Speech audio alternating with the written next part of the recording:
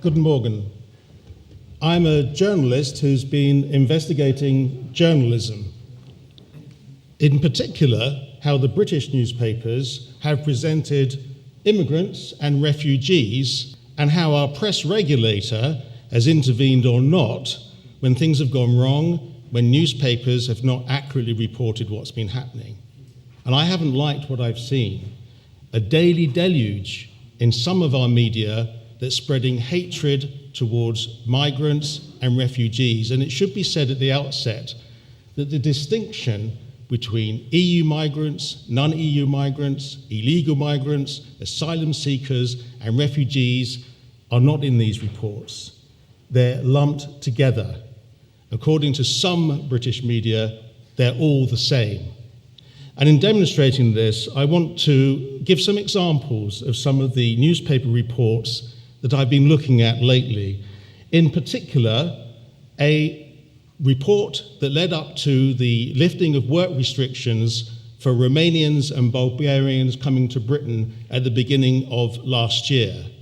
And in the months leading up to that event, some of the British media was spreading great fear that 29 million Bulgarians and Romanians would now be allowed to come to Britain.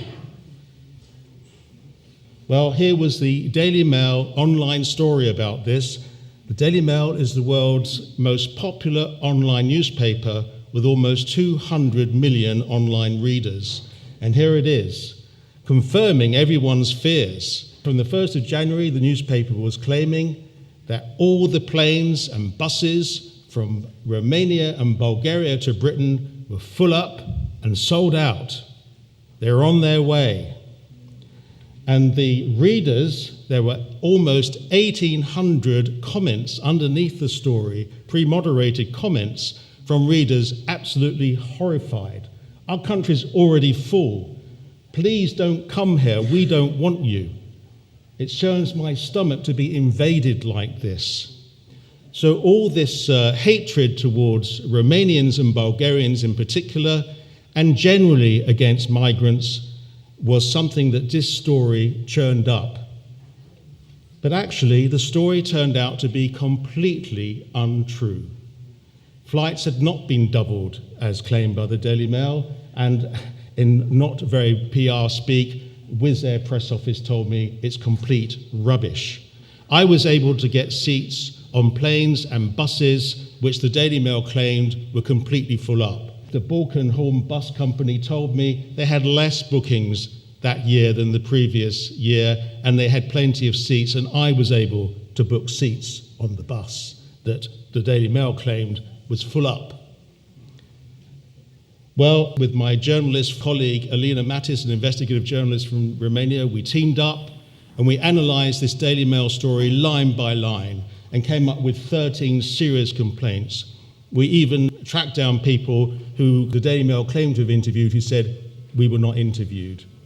I presented 13 complaints to the Press Complaints Commission, now called IPSO, and it took 7 months of investigation by the Press Complaints Commission, during which time the actual condition of them investigating was that I should shut up.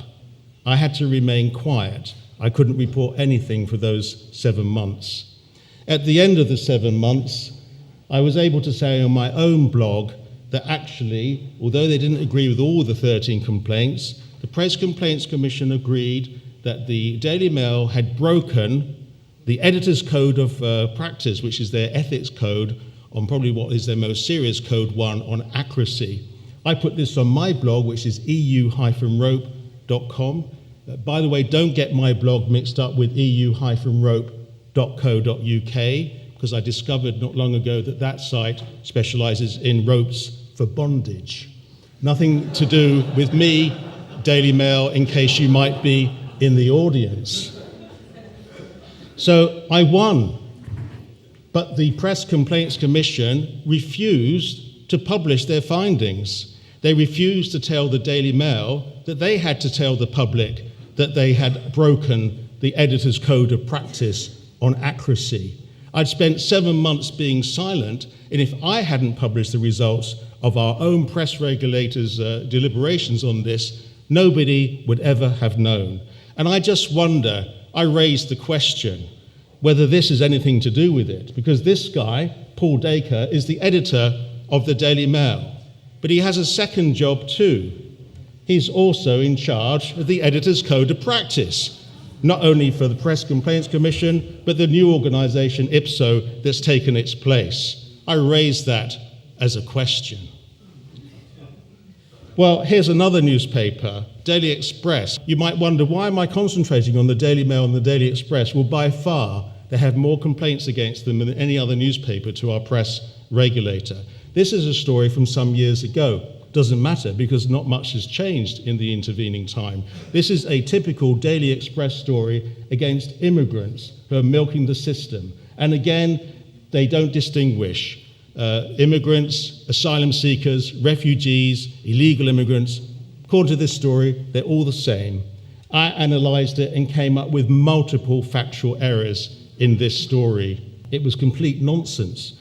And yet, based on this, a lot of xenophobia is raised. For example, one inaccuracy: hordes of illegal immigrants are queuing to be smuggled into Britain to claim benefits. What the newspaper didn't tell anyone is that illegal immigrants are not entitled to any benefits. And you wonder, what is the motive for a newspaper like the Daily Express to do stories like this? Well, here's one idea. You can ring them and vote on whether you think these illegal immigrants should get benefits that they're not entitled to get in the first place. If you vote yes or no, the Daily Express still makes a lot of money out of it. Here's a more recent story from August. 2 Daily Mail stories about refugees from Calais coming to Britain. And you'll notice that in the headlines and in the first parts of the story, they don't refer to them as asylum seekers or refugees. They're referred to as illegals or illegal migrants. In the first story, it was claimed that these Calais stowaways, as they're called, were being put up in hotels, hundreds of them, according to the Daily Mail. In actual fact, the truth of the story was that 100 asylum seekers were put up in hotels temporarily, not for very long, and you can't really call them illegals. They were accepted as asylum seekers. In the second story, it said that 7 out of 10 Calais migrants were getting into the UK. That was also untrue, and I'm going to come on to that. Let's deal with the first story briefly first. This is how the Daily Mail want to present these asylum seekers. Heaven forbid, they're being given food. And to just demonstrate the point, let's see a sandwich and some chips. That's the sort of food these asylum seekers are being given. How awful. Welcome to Soft Touch UK, where asylum seekers are going to get £5 a day subsistence to live on. Terrible. And what about the other story? Well, this is the Chief Constable of Kent, who told our Parliament that within 4 months, 70% of the refugees, migrants, asylum seekers, whatever you want to call them, who are camped in what's known as the jungle in Calais, 70% of them within 4 months disperse. But no one really knows where they go. Some of them may come to Britain, some of them may go to other parts of Europe or claim asylum in France. That's what he said. But what the Daily Mail chose to report was that the Chief Constable of Kent said that all of them come to Britain, all 70%. And based on those statistics, the Daily Mail Statistics Department was able to do some very convoluted numbers of people who were getting to Britain. I reported this to Parliament and to the Kent Police. They thanked me. The Kent Police insisted to the Daily Mail that they publish a correction, which they did, but the correction was incorrect. So what does this lead to? A newspaper that can spread lies, that promotes xenophobia. So we end up with cartoons that are acceptable. Cilla Black was a famous personality, a TV star, who had recently died. And here she is, queuing up to heaven, and the Daily Mail feel that they can say, sorry for the long queue into heaven, Cilla, but there's a lot of illegals who are ahead of you. Illegals meaning asylum seekers. Asylum seekers, 2,600 of whom drowned on the Mediterranean. And this is how a leading newspaper in Great Britain is depicting that. Well, What's the difference between that sort of cartoon and this cartoon from Germany in 1936, where a Jewish man is shown politely asking for room on a bench, after which he shoves off the previous occupant, and the caption asserts that Jews behave in this way in other situations. What's the difference between that and this from the Daily Mail of August, where, because they say our hotels are full of these illegals, a British elderly couple are told they're going to have to tell these asylum seekers to shove over to make room for them.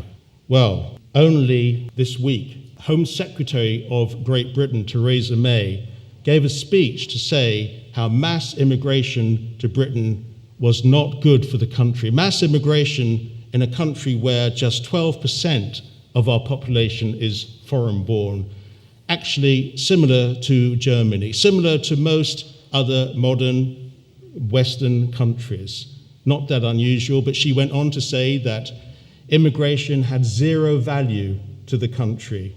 Immigration actually meant that British people were losing jobs. Is it any wonder that because of that rhetoric from our government, a government, incidentally, who is also planning to scrap our Human Rights Act and talking about leaving the European Convention on Human Rights, is it any wonder if the government can play that sort of rhetoric, that we can have newspaper columnists, for instance, in The Sun, referred to migrants as cockroaches? And what she meant wasn't migrants, really. They're not using the right terminology. These are refugees and asylum seekers. Well, Genocide Watch is an organization that keeps an eye on these things, and they've said that there are actually 8 steps to genocide. And for my reckoning, we're probably on step number 3.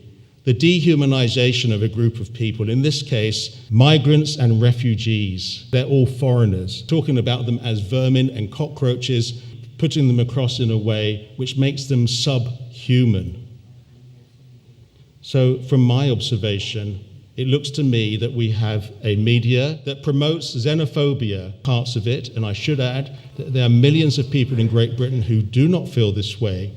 There are millions of people in Britain who actually are supportive of refugees. There are hundreds of thousands of businesses who hire immigrants and are very pleased that they're available to be hired.